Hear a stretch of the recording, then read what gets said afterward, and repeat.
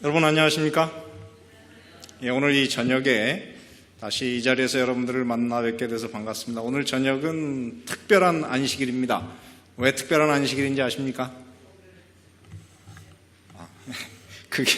그것도 그렇지만은 제가 우리 교회에 온 지 이제 4년이 넘어서 5년째 이제 들어갔습니다. 근데 우리 이진자 집사님이 금요일 저녁에 처음 기도를 하신 것 같아요. 얼마나 특별한 날입니까?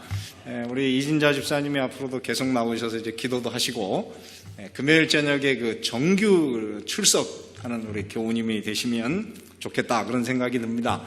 매 금요일 저녁마다 거의 빠지지 않고 이 자리에 나오시는 여러분들께는 정말 감사를 드립니다.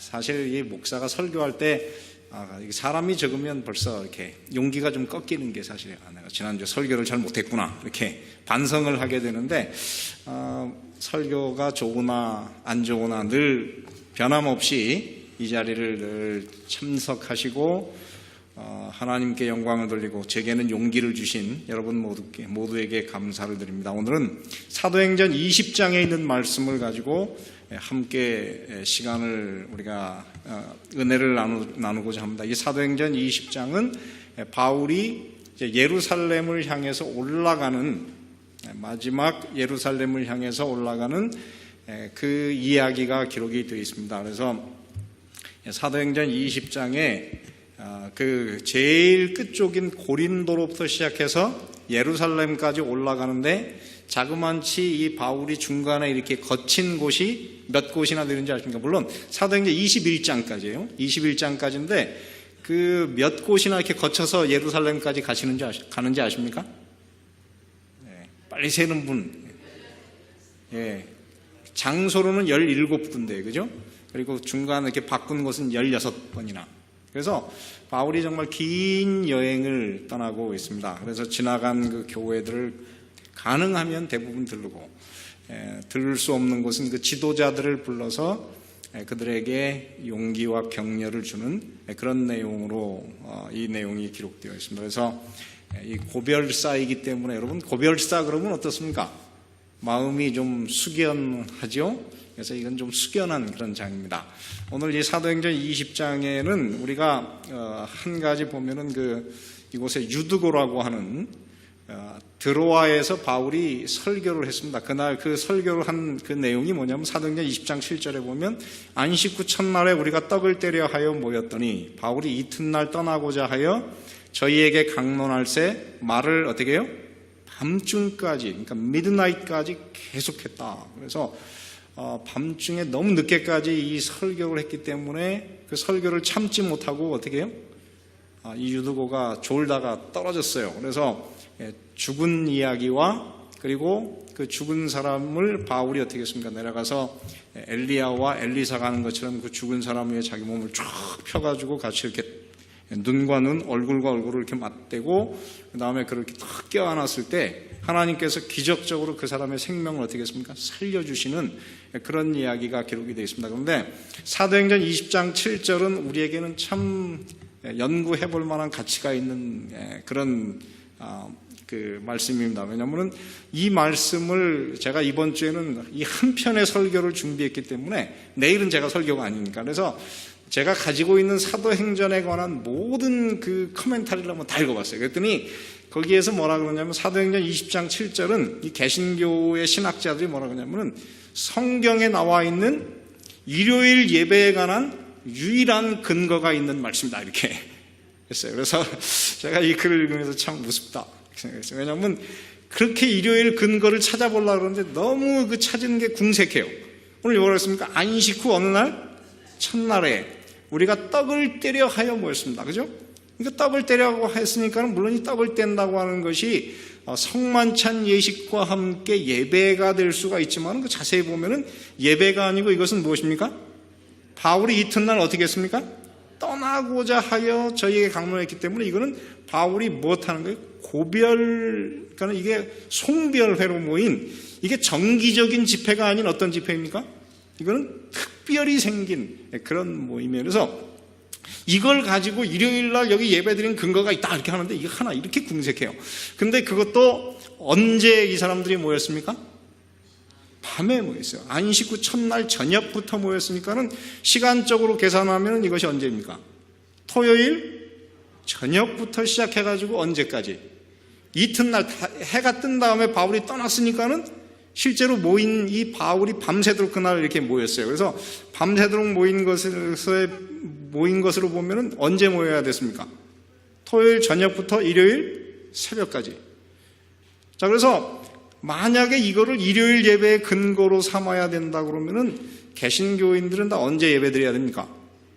밤새워 예배를 드려야 돼요. 토요일 저녁에 밤새워 예배를 드려야 되는데 이 구절을 가지고 이게 성경에 나와 있는 일요일 날 모였다는 증거이다 이렇게 얘기합니다. 그러니까 이 성경 사도행전에 보면은 어떻습니까? 바울이 자기 규례대로 안식일에 회당에 들어갔다는 얘기도 있고, 같은 그 사도 누가가 뭐라고 했습니까? 누가복음 4장 16절에 보면은 예수께서 나사렛에 의해서 안식일에 자기 무엇대로? 규례대로 회당에 들어갔다는 얘기도 있고, 사도행전 23장 56절에 보면은 예수께서 십자가에 달려 돌아가셨는데 그것을 본 다음에 제자들이 뭐라고 했습니까? 계명을 따라 안식일이 어떻게 하더라? 쉬더라. 이 성경의 이 사도행전 누가 이 복음 이 두 개만 해도 안식일 날 예배 드리는 게 너무 많아요. 근데 성경을 막 쥐어짜가지고 짜도 일요일 예배를 얘기할 수 있는 거는 몇 구절? 하나인데 그 시간도 언제라고요? 밤새워서 예배를 드려야 되고 토요일 저녁에 모여야 돼요. 일요일 날 모이면 안 돼요. 이거를 만약에 그 근거로 삼는다 그러면, 그러니까는 여러분, 저는 그렇게 생각합니다. 안식일 교인이 됐다고 하는 거는 여러분 이 땅에서 우리가 최소한 궁색하지 않을 수 있는, 우리가 믿는 바에 대해서 우리가 어떻게 해요? 넉넉한 증거를 너무도 많이 가지고 믿을 수 있는 좀 당당한 교회를 다닌다고 하는 것에 대해서 여러분 좀 이렇게 하나님께 감사하시게 되기를 바랍니다. 저는 참 이 글을 읽을 때마다 나는 안식일 교회가 좋다. 저는 그렇게 믿어요. 그래서 여러분들도 오늘 그렇게 사시게 되기를 간절히 바랍니다. 자, 오늘 이제 그래서 하나님께서 이제 유도고를 살려주신 다음에 그 다음에 이제 사도행전 20장 16절부터 35절에 보면은 거기에 이제 바울이 그 에베소 교회의 장로들, 사실 장로라고 하지만 사실 제가 볼 때는 지도자라고 말하는 게 더 좋을 것 같아요. 이 교회의 지도자의 역할을 하고 있는 분들에게 준 말씀이에요. 그래서 한번 여러분, 우리 교회에서 이 자리에 지금 집사 아니신 분 계십니까? 집사 아니신 분. 집사 아니신 분이 거의 전광호 장로님은 장로님 안수를 받으셨으니까 자격이 없습니다. 집사 이상. 좀 말이 잘못됐습니다. 집사 이상. 과거에 이 교회에서 장로나 집사 안수를 안 받으신 분이 거의 없어요. 그러니까는 이 말씀은 또 한 가지는 장로라고 하는 것은 또 실제로 보면 그 뜻이 무엇입니까? elder. 그 elder라고 하는 뜻이 뭐예요? 나이가 들었다. 나이가 들면 자연적으로 뭐가 생깁니까? 지도자의 역할에 설 수밖에 없어요. 그래서 이 자리에 앉으신 분 중에 이 말씀에 해당되지 않는 분은 아무도 없어요. 그러니까 이 말씀이 바로 하나님께서 여러분 각자에게 하시는 말씀이다 이렇게 생각하시고 이 말씀을 한번 좀 읽어보시기를 바랍니다. 자, 사도행전 20장 16절부터 35절에 바울이 아시아에서 지체치 않기 위하여 에베소를 지나 행선하기로 작정하였으니 이는 될 수 있는 대로 오순절 안에 예루살렘에 이르려고 급히 가미르라.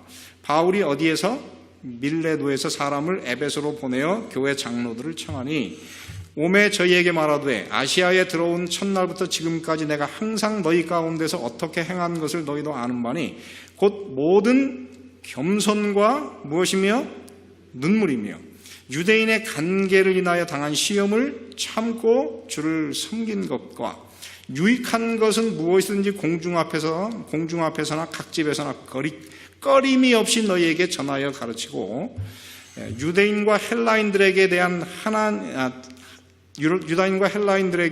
하나님께 대한 회개와 우리 주 예수 그리스도께 대한 믿음을 증거한 것이라. 보라, 이제 나는 무엇에? 심령의 무엇을 받아? 매임을 받아. 여러분, 이 마음이 매였다고 하는데 어떻게 매입니까?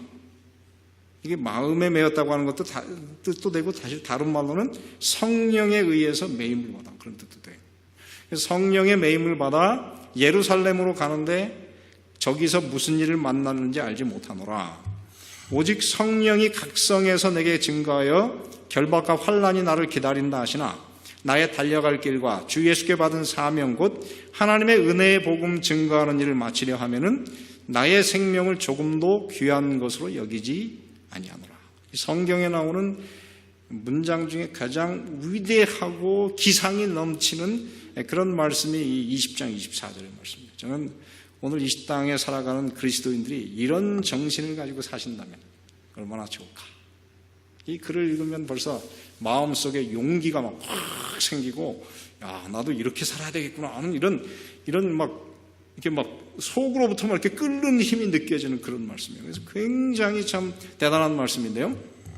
자, 25절. 보라, 내가 너희 중에 왕래하며 하나님 나라를 전파하였으나 지금은 너희가 다 내 얼굴을 다시 보지 못할 줄 아노라.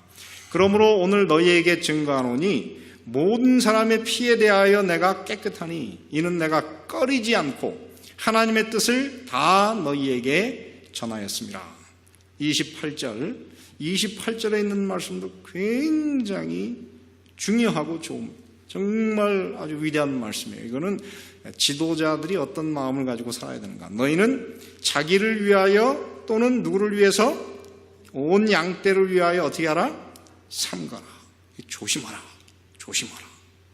성령이 저들 가운데에서 너희로 감독자를 삼고 하나님이 자기의 무엇으로? 피로 사신 교회를 어떻게 하게 했습니까? 치게 하셨습니다. 여러분, 교회라고 하는 것이 어떤 것입니까? 하나님이 자기의 무엇으로? 피로 값을 지불하고 사신 것이 교회입니다. 그래서 여러분이 교회라고 하는 것이 얼마나 엄숙하고 중요한 건지 알아요. 여러분이 어떤 것을 얼마나 귀히 여기는지를 무엇으로 알 수 있습니까? 그것을 사야 할 때 얼마나 값을 내고 살 수 있는 그런 마음이 있는가. 근데 하나님은 이 교회를 살 때 무엇으로 샀습니까? 자기의 피로, 자기의 생명을 내주고 사셨습니다. 그래서 여러분, 이 땅에서 하나님의 교회가 아무리 시시하고 못났든지 간에 하나님의 교회를 우습게 여기는 사람은 큰일입니다. 왜냐하면 이거는 하나님이 자기 생명으로 바꾼 거기 때문에 여러분, 이 교회를 함부로 하면 안 돼요. 여러분, 이 교회를 정말 소중히 여기시게 되기를 간절히 바랍니다. 그 다음에 내가 떠난 후에 흉악한 이리가 너희에게 들어와서 그 양떼를 아끼지 아니하며 또한 너희 중에서도 제자들을 끌어 자기를 쫓게 하려고 어그러진 말을 하는 사람들이 일어날 줄을 내가 아노니 그러므로 너희가 일깨어 내가 3년이나 밤낮 쉬지 않고 눈물로 각 사람을 훈계하던 것을 어떻게 하라? 기억하라. 지금 내가 너희를 주와 및 그 은혜의 말씀께 부탁하노니 그 말씀이 너희를 능히 어떻게 하사?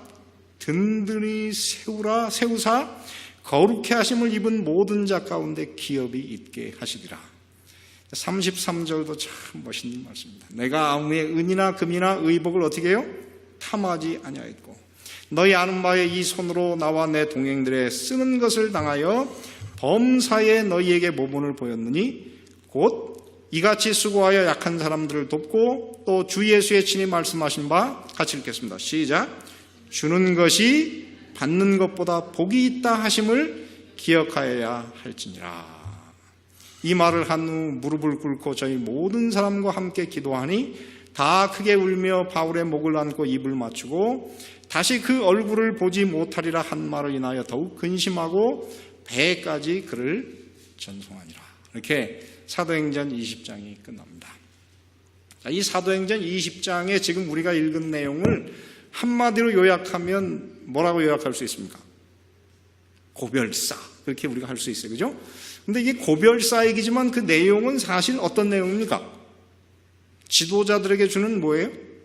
권고의 말씀이에요. 이게 두 가지가 섞여 있습니다. 그래서 엘렌 화이트 여사가 뭐라고 그러냐면 이렇게 썼습니다. 그는 힘차고 감동적인 권고와 고별의 말씀을 했다.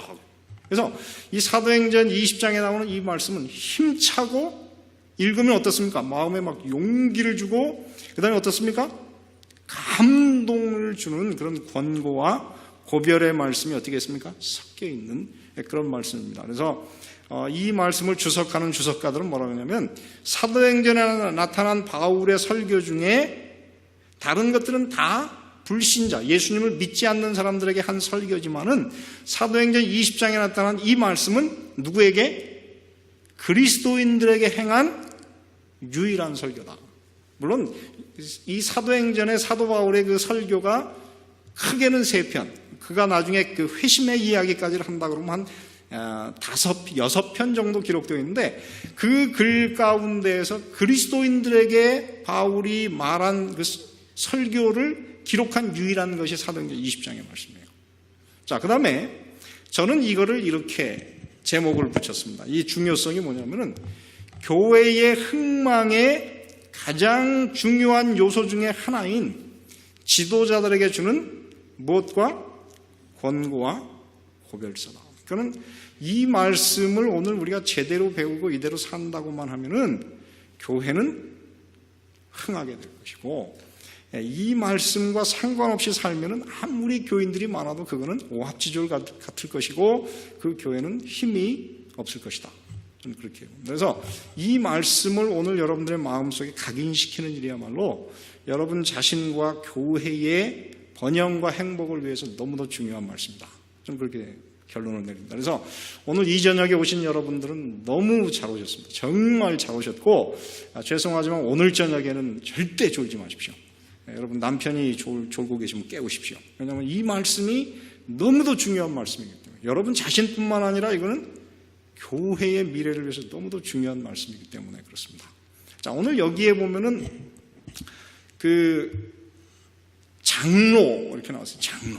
이 장로의 역할과 기능이 있는데 이 장로라고 하는 말은 그냥 좀 넓게는 지도자 이렇게 이름을 좀 바꾸고 싶어요. 그래서 장로라고 하는 이름이 나왔지만 거기에 이 역할과 기능이 너무도 잘 나와 있습니다. 그래서 여기에 보면은 장로는 무엇이라고 불렀습니까? 감독자이다.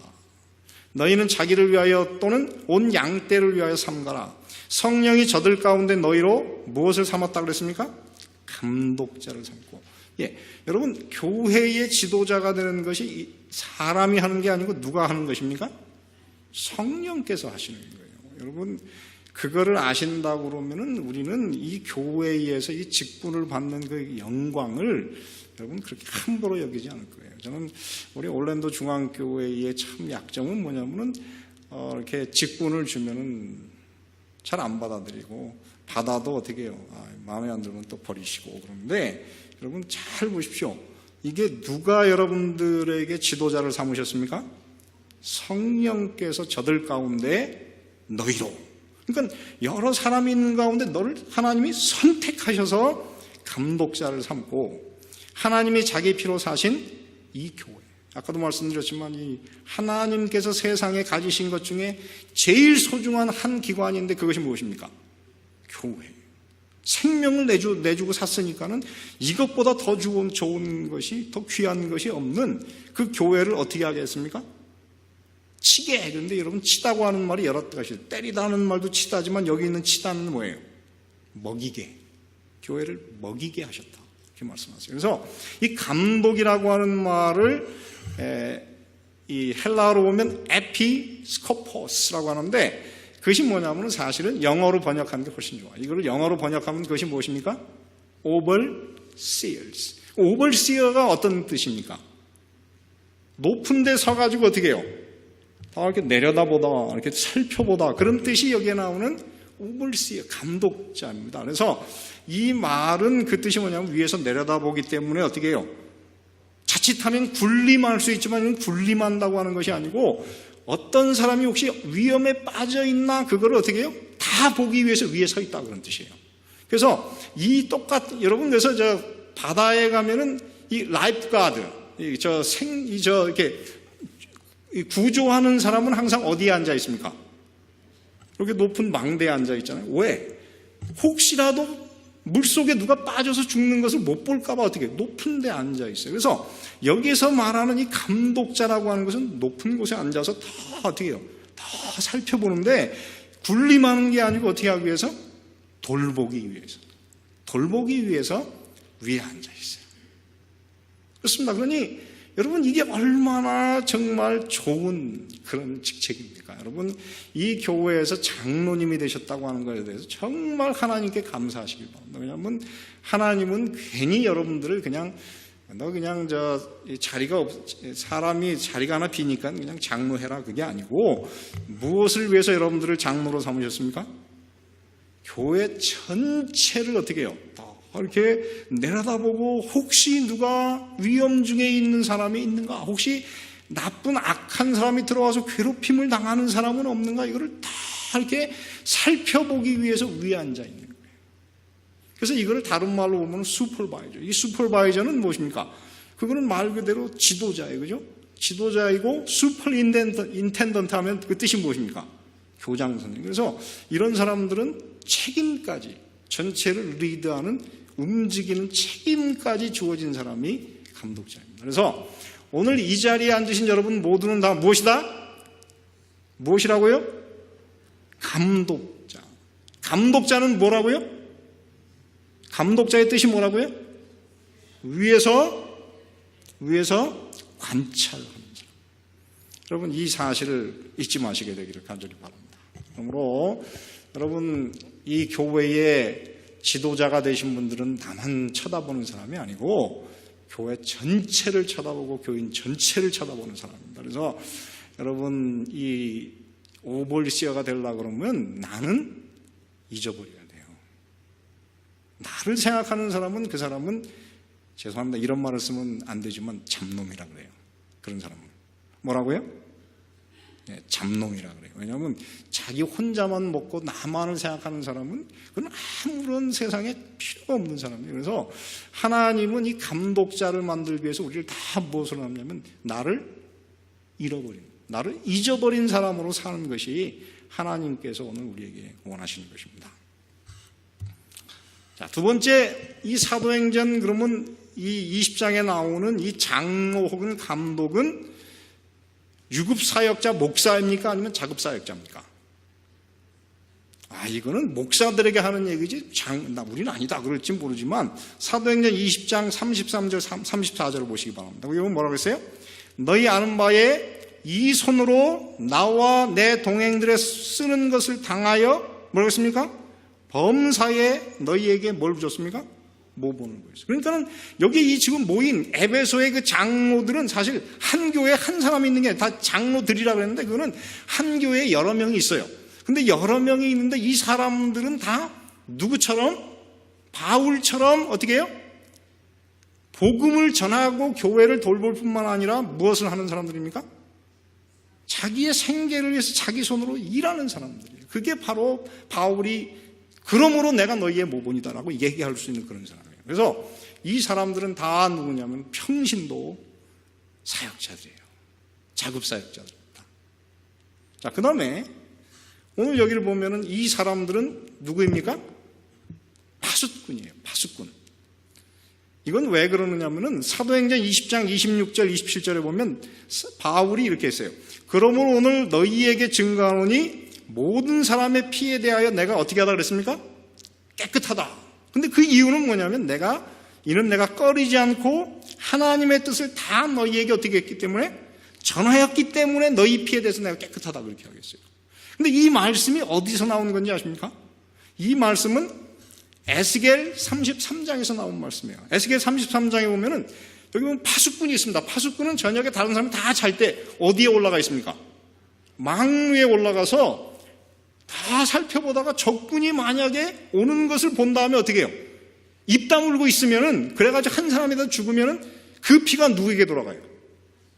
그 파수꾼에게 돌아가는 거예요. 그래서 여기서 뭐라냐면 이 에스겔한테 뭐라냐면 너는 이스라엘의 파수꾼으로 내가 세웠다. 그러면서 뭐라 그랬냐면 내 입의 말을 듣고 나를 대신하여 그들에게 무엇하라 그랬습니까? 경고할지어다. 그 다음에 있는 말씀을 보시기 바랍니다. 가령 내가 악인에게 이르기를 악인아 너는 정령 죽으리라 하였다 하자 내가 그 악인에게 말로 경고하여 그 길에서 떠나게 아니하면 그 악인은 자기 죄악 중에서 어떻게 하려니와 죽으려니와 그 다음에 뭐라 했습니까? 내가 그 피를 내 손에서 찾으리라. 이 말이에요. 그래서 이 사도 바울이 뭐냐면은 내가 너희들 모든 사람의 피에 내가 깨끗한 이유는 내가 받은 모든 말씀을 어떻게 해요? 꺼리낌이 없이 꺼리지 않고 다 전했다 하는 이 말은 그 모든 이 표상이 어디서 나온 것입니까? 이 모든 그 이미지가 파수꾼이고 그 파수꾼이 결국 선지자인 거예요. 그래서 오늘 이 말씀 가운데는 이 교회의 지도자들은 다 어떤 사람들이냐면 파수꾼이고 그 파수꾼이 결국은 누구예요? 하나님의 말씀을 받은 대로 백성들에게 어떻게 하는? 있는 그대로 전하는 역할을 담당하는 사람입니다. 사실 이게 어렵습니다. 저도 목사인데요. 말씀을 전하다 보면은 내가 이 말을 하면 저 사람이 걸릴 텐데 이래가지고 잘 못 전해요. 그래서 자꾸 주머니에다 이렇게 집어넣고 그러는데 그러다가 그 사람이 죽으면 어떻게 한다 그랬습니까? 그 피를 나에게서 찾겠다고 했어요. 그래서 오늘 지금 이곳에 앉은 여러분은 다 누구라 그랬습니까? 파수꾼이에요. 파수꾼. 자, 그 다음에 또 하나 보시기 바랍니다. 네 번째 보면은 이 지도자는 누구입니까? 목자예요. 목자. 여기 보면은 너희는 자기를 위하여 또는 양떼를 위하여 삼가라. 성령이 저들 가운데 너희로 감독자를 삼고 하나님이 자기 피로 사신 교회를 어떻게 하라 했습니까? 치게, 먹이게 하셨느니라. 내가 떠난 후에 누가 온다 그랬습니까? 흉악한 이리가 너희에게 들어와서 그 양떼를 아끼지 않을 것이다. 그런데 이 모든 이야기의 이 배경이 무엇입니까? 양떼가 있고 양떼를 잡아먹으려고 하는 누가 있고 흉악한 이리가 있고 그리고 그들을 잘 돌봐야 될 사람이 누굽니까? 목자예요. 그래서 오늘 이 배경에 의하면은 교회의 지도자들은 목자예요.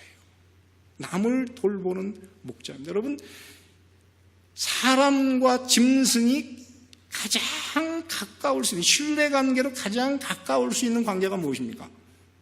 그게 바로 목자하고 양의 관계예요.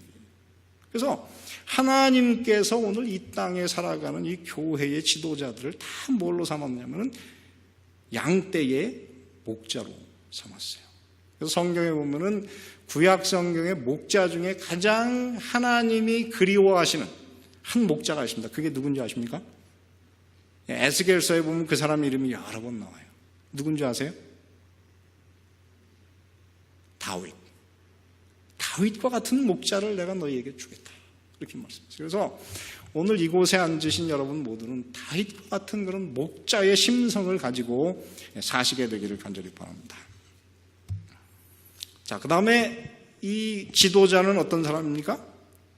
하나님이 피로 사신 교회를 어떻게 하는 사람입니까? 돌보는 사람. 아까도 말씀드렸지만은 여러분, 누가 제 자식한테 잘못하거나 아니면 제 집사람한테 함부로 하면 어떻게 될까요? 여러분한테 말은 안 하지만 어떨까요?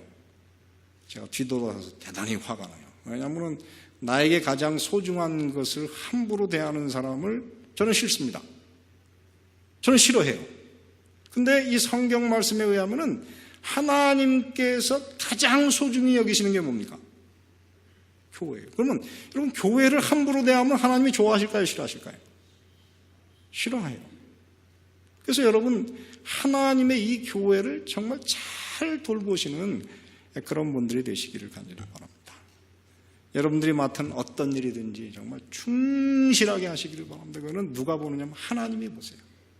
여러분, 이 교회를 위해서 여러분 충실히 하는 거를 하나님이 참 기뻐하십니다. 그래서 저는 목사로서 제가 정말 저는 다른 건 몰라도 이 복음을 전하러 이 자리에 설 때는 제게 시간이 주어진 정말 단 한순간도 제가 나태하지 않으려고 애를 써요. 그래서 저는 여러분이 찬양을 하시는 분들도 마찬가지예요. 찬양을 하시는 분들도 이 찬양을 통해서 그날 어떤 사람이 감동을 받고 하나님의 사랑을 받아들일지 알 수가 없어요.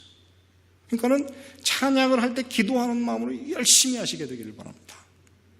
그리고 이 찬양대를 하시는 분도 그래요. 제가 찬양에 대해서 지금 설교 준비를 하고 있는데 거기 뭐라고 그랬냐면은 이 찬양은 하나님께서 기도와 같이 사용하는 것이다. 그렇게 말씀하셨어요. 그래서 여러분 이 찬양, 여러분 요즘에 제가 우리 교회가 좀 이상해, 좀 어려워요. 근데 그래가지고 찬양을 안 하니까 어떻게 교회 예배 때 재미있으세요? 저는 교회가 쓸쓸해요. 제가 이 엘리사 얘기를 읽었는데 엘리사가 성령 받으려고 할 때 뭐라 하냐면은 여기 검은 고 타는 사람이 누가 있느냐 데리고 와라. 그래서 엘리사가 검은 고를 쫙 타는 소리를 듣더니 그 순간에 성령이 확 임했어요. 그러면서 예언하기 시작해요. 여러분 음악이 굉장히 중요합니다. 여러분 아셔야 돼요. 저는 교회에서 음악을 무시하는 사람 이해 못해요. 왜? 레위기에 뭐라 그랬냐면은 여러분 레위기에 뭐라 그랬냐면은 이스라엘 백성들 가운데에서 이 제사장이 아닌 사람들 중에는 레위기인들이 별로 할 일이 없었어요. 가나안에 정착한 다음에. 그래가지고 그 사람들은 평생 음악만 연구했어요. 그리고 그들이 그 음악을 가지고 성전 안에서 감동을 주기 위해서 그들이 교회에서 일했어요. 그러므로 여러분 내가 하는 것만 좋다. 저는 그거는 잘못됐다고 봐요. 저는 모든 사람이 교회에는 자유가 있기 때문에 누구나 자기가 좋아하는 일을 할 수 있도록 저는 그렇게 교회를 만들어야 된다고 봅니다. 그게 제가 원하는 것이고 그게 하나님이 원하시는 거예요. 그렇기 때문에 여러분 이 교회를 위해서 여러분 정말 최선을 다하십시오. 그리고 하나님께서 그 일을 위해서 그 일을 통해서 하나님께서 여러분을 통해서 영광을 받으실 겁니다. 자, 그 다음에 오늘 이 말씀에 의하면은 그러면 하나님이 인정하시는 유용한 지도자가 되려면은 어떻게 해야 되겠습니까? 오늘 이 말씀이 다 그게 들어있어요. 근데 그 첫 번째 보면은 바울의 모본을 어떻게 하면 돼요? 본받으라. 그래서 사도행전 20장 18절부터 21절에 보면 이렇게 썼어요.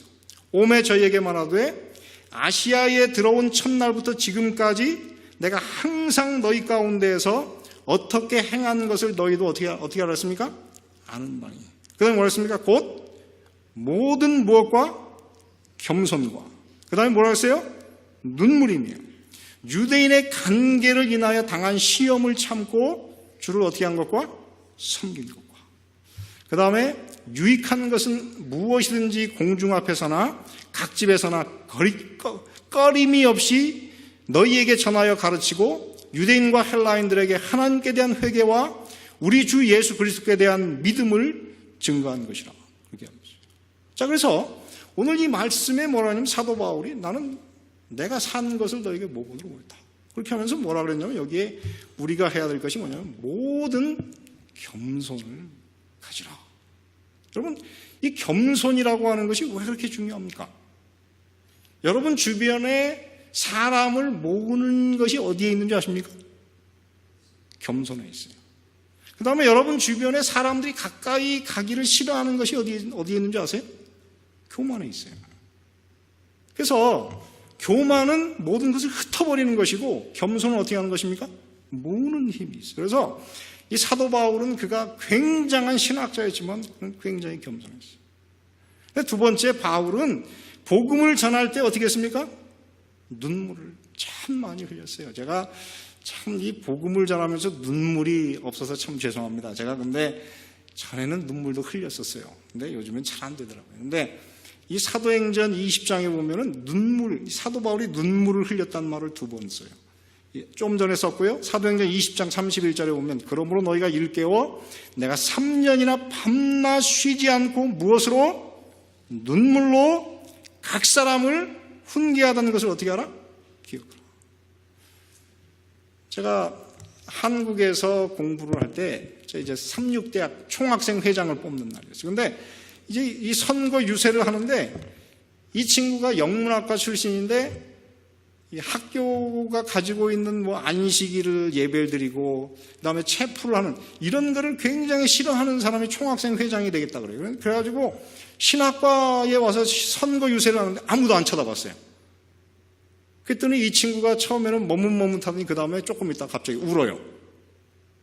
근데 그 울음이 사람들의 마음을 바꿔놨어요. 동정을 줬어요. 그래가지고 이 친구가 결국 당선이 됐어요. 제가 오늘 여러분들에게 드리고자 하는 말씀은 정말 여러분 이 복음을 이해하면은 눈물이 없을 수가 없어요. 지난번에 우리 교회에 이제 한때 우리 교회를 나왔던 분이 한인회 프로그램을 소개하러 왔는데 그날 아마 성령께서 그분의 마음속에 임했는지 모르지만 그분이 그날 예배를 이제 끝나고 이렇게 마지막 찬미를 부르는데 막 이렇게 눈을 막 닦아요. 봤더니 그날 그분이 이 하나님께서 그분의 마음속에 역사해서 눈물을 흘렸어요. 그리고 이 교회를 좋게 기억하는 말을 하고 떠났어요. 그래서 저는 우리 교회가 정말 이 눈물이 많은 교회, 이 구원의 감격 때문에, 이 너무 중요한 이 기별 때문에 우리가 이 말씀을 들으면서 함께 눈물을 흘릴 수 있는 그런 교회가 됐으면 참 좋겠습니다. 저는 제 인생에서 제일 재밌던 교회가 하나 있습니다. 그 교회는 부작교회도 아니었고 목사도 없었어요. 그런데 고난당하는 우리 동창들이 너무 많아가지고 모여서 우리 예배 드릴 때 너무 서러우니까는 예배 드리다가 많이 울었어요. 근데 지금도 저는 그 교회가 제 인생에서 제일 재밌는 교회로 남아있습니다. 그래서 이 교회가 좀 이렇게 눈물을 흘리고 서로를 사랑하는 그런 교회, 감동이 있는 그런 교회가 됐으면 좋겠다 생각합니다. 그리고 이 바울이 복음을 전할 때 편한 상태에서 전하지 않고 유대인들에게 많은 어려움을 당해서 고난을 당했지만 그 고난을 어떻게 해가면서 참아가면서 말씀을 전했다. 그 다음에 바울은 이 복음을 어떻게 전했습니까? 공중에서, 다시 말해 회당에서나 아니면 두란노 서원에서 많은 사람에게 증거했을 뿐만 아니라 그 다음에 각 집에서 복음을 가르쳤다. 근데 엘렌 화이트 여사가 뭐라고 했냐면은 이 두 가지가 조화되는 것이야말로 교회가 성공하는 비결이다. 이렇게 얘기했어요. 그래서 복음을 설교 시간에 설교한 것으로 끝나지 말고 내려간 다음에 각 교인들의 집을 방문하여 그들과 함께 기도하고 말씀을 가르치라.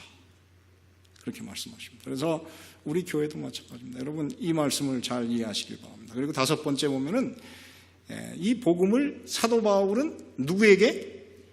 유대인뿐만 아니라 누구에게도요? 헬라인에게 구별 없이 이 복음을 전했어요. 그리고 여섯 번째 보면은 뭐라고 했습니까? 유익한 것은 무엇이든지 무엇이 없이 전했습니까? 꺼림이 없이 전파했다. 이 꺼림이 없다고 하는 말을 사도 바울이 두 번이나 썼어요. 바울이 복음을 전할 때 어떻게 했습니까? 꺼리지 않았다. 꺼린다고 하는 것이 무엇입니까? 이 꺼린다고 하는 것은 이 복음을 어떻게 해요? 솔직하게 다 전하지 못하고 복음을 들을 사람들의 입장 때문에 어떻게 해요? 이거를 자꾸만 이렇게 낮추는, 고든 기별을 전하지 못하는 것이다. 그런데 바울은 눈물을 흘렸지만 그런 복음을 꺼림이 없이 증거했다. 그렇게 이야기해요. 그래서 오늘 그 사도행적에 보면 이렇게 썼습니다. 반대를 당하지 않을까 하는 두려움도, 우정이나 갈채를 얻으려는 바람도, 바울로 하여금 그들의 교훈과 경고와 시정을 위하여 하나님께서 그들에게 주신 말씀을 억제하게 할 수 없었다. 하나님께서는 오늘날도 당신의 종들에게 말씀을 전하고 그 교훈을 실행하는데 담대하기를 요구하신다. 이 말씀입니다. 뭐 여기 계속 있습니다만은 다 읽을 수가 없기 때문에 넘어가겠습니다. 그 다음에 바울이 전하는 그 복음은 어떤 말씀이었습니까? 은혜의 말씀. 이 말씀을 들을 때 그 마음속에 무엇이 있어야 돼요? 은혜가 느껴져야 됩니다. 그래서 이 은혜가 느껴지는 말씀은 그것을 듣는 사람들이 어떻게 합니까? 세워진다. 든든히 세우다. 그런데 이게 오이코도메오 그래가지고 집을 짓는다. 건축하다. 그런 뜻이에요. 그래서 이 말씀은 파괴적이 아니에요. 말씀을 듣는 사람들이 이 말씀을 통해서 어떻게 해요? 자라나야 되고 성장해야 되고 그 다음에 이 말씀을 듣는 사람들 가운데 무엇을 받게 돼요? 기업을 얻게 해야 된다. 그렇게 말씀하고 있습니다. 그래서 저는 우리 교우님들이 앞에 나와서 남을 가르칠 때에 정말 이 은혜를 체험한 분들이 되시기를 바랍니다. 여러분 이 은혜라고 하는 것이 결국은 사람을 변화시킵니다. 그래서 우리 교회에 있으신 우리 모든 성도들이 하나님의 은혜 가운데 살아가는 그런 그리스도인들이 다 되시기를 간절히 바랍니다. 그 다음에 여덟 번째 보면 뭐라고 했냐면은 금전 문제에 대해서 어떻게 하고 깨끗하고 그 다음에 어떻게 남을 받는 것보다는 어떻게 남에게 주는 사람이 되어야 된다. 시간이 없어서 제가 이거를 더 이야기할 수가 없습니다. 이것도 왜 우리가 이거를 주는 자가 되는 것이 그리스도인의 품성의 완성에 있어서 왜 얼마나 중요한가, 제가 엘렌 화이트 여사의 글을 한번 쫙 찾아봤는데 너무도 중요했어요. 여러분, 주는 것을 하지 못하면은 미안하지만 하늘나라에 못 가요. 왜냐하면 이 주는 경험이 없이는 결코 변화가 일어나지 않아요. 그래서 하나님께서 우리에게 자꾸만 가난한 사람을 우리 주변에 두고 주라고 하시는 거예요. 그래서 여러분이 교회 안에서 많이 주시는 그런 연습을 하시게 되기를 바랍니다. 그다음에 마지막에 보면은 이 바울은 복음을 무엇보다도 소중히 여겼습니까? 생명보다 소중히 여겼습니다. 이 말씀만 하려고 해도 너무 길지만은 오늘 시간이 없기 때문에 이 말씀을 한번 읽고 그리고 이제 오늘 말씀을 마치겠습니다. 여기 보면 이렇게 썼어요. 보라, 이제 나는 심령의 매임을 받아 예루살렘으로 가는데 거기서 무슨 일을 만날는지 나는 알지 못하노라. 오직 성령이 각성해서 내게 증거하여 결박과 환난이 나를 기다린다 하시나. 24절에 있는 말씀 같이 읽겠습니다. 시작. 나의 달려갈 길과 주 예수께 받은 사명, 곧 하나님의 은혜의 복음을 증거하는 일을 마치려 하면은 나의 생명을 조금도 귀한 것으로 여기지 아니하노라. 그렇습니다. 오늘 이 땅에서 우리가 복음을 받고 이제까지 살아왔습니다. 여러분, 이 복음에 대해서 정말 이 복음을 생명보다 소중히 여기시는 그런 그리스도인들이 되시고, 여러분의 그런 삶을 통해서 여러분의 삶이 열매를 맺으시고 다른 사람들에게 구원의 생명을 나눠줄 수 있는 그런 그리스도인 지도자가 되시기를 바라고 오늘 말씀을 마치겠습니다. 은혜로우신 아버지 하나님, 하나님의 성령께서 오늘 우리 마음속에 역사하셔서 저희들 바울이 우리에게 주신 이 모본을 따라서 저희들 하나님의 말씀을 소중히 여기고 이 생명의 말씀을 저희들이 세상 사람들에게 증거하게 하시되, 주여 참으로 저희들이 책임 맡은 사람으로서 저희들이 양떼를 돌보며 그들의 진정한 모본으로서 우리들이 이 복음을 살아있는 생명으로서 세상에 증거하여 많은 사람을 구원할 수 있는 그런 지도자요, 그런 살아있는 교회가 될 수 있도록 은혜를 베풀어 주시기를 간절히 기도합니다. 오늘 이 저녁에 참으로 하나님의 영께서 당신의 모든 백성들의 마음속에 임하셔서 평안을 더하여 주시고 하나님과 동행하는 기쁨이 넘치도록 은혜를 베풀어 주시고, 그래서 오늘 바울이 주신 이 말씀이 오늘 우리의 생명의 말씀이 되게 해주시고 우리의 삶의 원칙이 될 수 있도록 은혜를 베풀어 주셔서 이 교회에 많은 살아있는 바울들이 살아 움직이는 그런 교회가 될 수 있도록 은혜를 베풀어 주시기를 예수님의 이름으로 기도드리옵나이다.